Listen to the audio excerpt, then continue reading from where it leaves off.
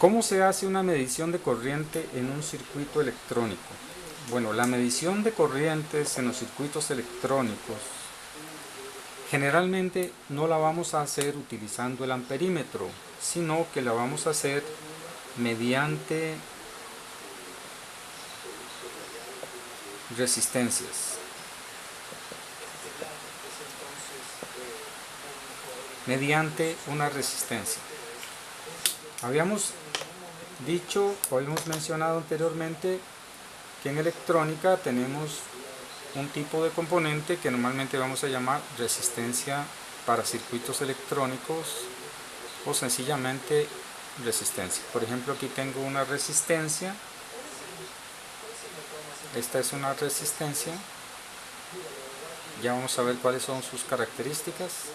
Estos componentes los vamos a usar en los circuitos electrónicos para medir, para limitar las corrientes eléctricas o las corrientes en los circuitos electrónicos. Bien, para medir la corriente en los circuitos electrónicos vamos a usar las resistencias. La resistencia R se mide en ohmios. Por ejemplo, R igual o resistencia igual a 10 ohmios. Se utiliza el símbolo omega del alfabeto griego para indicar ohmios. Es este el símbolo. Omega, que nosotros en electrónica llamamos ohmios.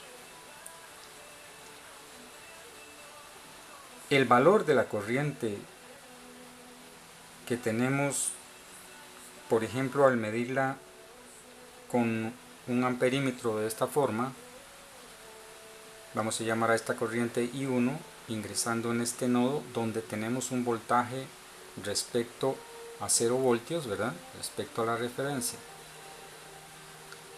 V sub 1, con el amperímetro que tenemos aquí en el nodo 1, vamos a medir la corriente que vamos a llamar I sub 1. Esa corriente se calcula mediante una ecuación que se llama la ley de Ohm, que nos dice que la corriente I sub 1 va a ser igual al voltaje del nodo en donde colocamos el negativo del amperímetro menos el voltaje del nodo que está al otro lado de la resistencia, en este caso sería V2, dividido entre el valor de R, es decir, el valor de la resistencia en ohmios. La corriente que va a estar en amperios va a ser igual a V1 menos V2 dividido entre R.